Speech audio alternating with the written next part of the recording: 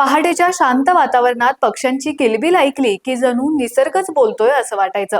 पण आता शहरांचा आवाज इतका वाढलाय की त्या आवाजात पक्ष्यांची गाणी दडपून गेली आहेत. गाड्यांचे इंजिन, हॉर्न, विमानांचा गडगडाट, बांधकामांच्या मशीनचा आवाज हे आता फक्त माणसांसाठीच नाही तर पक्ष्यांसाठीही धोकादायक ठरतंय. पक्ष्यांसाठी आवाज हा केवळ ध्वनी नसतो, ती त्यांची भाषा असते. त्याच आवाजातून ते धोका ओळखतात, जोडीदार शोधतात आणि आपलं जीवन सुरक्षित ठेवतात. या संदर्भात मिशिगन युनिव्हर्सिटीमध्ये झालेल्या एका नव्या अभ्यासात असं आढळलंय की वाहतूक, बांधकाम आणि इतर मानवी हालचालींमुळे होणारा आवाज पक्ष्यांच्या वर्तनावर, शरीराच्या कार्यावर आणि प्रजनन क्षमतेवर परिणाम करतो.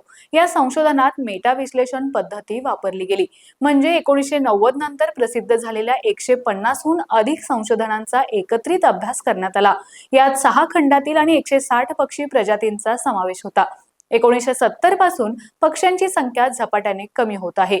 फक्त उत्तर अमेरिकेतच सुमारे 300 कोटी प्रजननक्षम पक्षी नष्ट झाले आहेत. जमिनीचा विकास, जंगलतोड आणि कीटकनाशकांचा वापर यांचा विपरीत परिणाम होतो. शिवाय या अभ्यासानुसार ध्वनी प्रदूषण ही पक्ष्यांच्या अस्तित्वावर गंभीर परिणाम करीत आहे. अभ्यासात आढळून आलंय की मोठ्या आवाजामुळे पक्ष्यांच्या अनेक सवयी बदलतात. संवाद करण्याची पद्धत, अन्न शोधण्याची क्षमता, आक्रमक वर्तन, धोका ओळखण्याची प्रतिक्रिया, राहण्यासाठी जागा निवडणे आदीचा त्यात समावेश आहे. मुख्य संशोधक नताली मॅडेन यांच्या मते मानवी आवाज पक्ष्यांच्या जीवनातील अनेक गोष्टींवर परिणाम करतात. शास्त्रज्ञांच्या मते संवादावर होणारा परिणाम सर्वात गंभीर आहे, कारण पक्ष्यांचे संपूर्ण जीवन आवाजावर अवलंबून असते. जोडीदार शोधणे, शिकाऱ्याची सूचना देणे, आई वडील आणि पिलांमधील संपर्क यावर परिणाम होतो.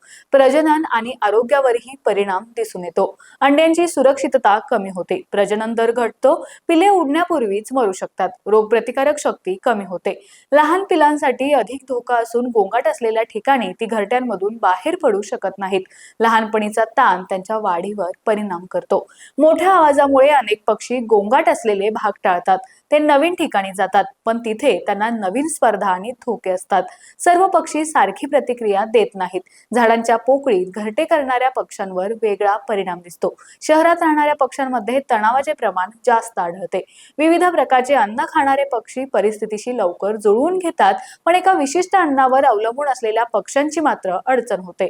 आज धोका फक्त पक्ष्यांच्या गाण्यांपुरता मर्यादित नाही, तर त्यांच्या संपूर्ण जीवनचक्रावर आहे.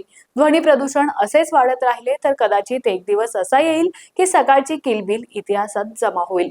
पक्ष्यांचे गाणे जपणे म्हणजे फक्त त्यांचे संरक्षण नाही, तर आपल्या पर्यावरणाचे आणि भविष्यातील संतुलनाचेही रक्षण आहे, हे लक्षात घ्यायला हवं.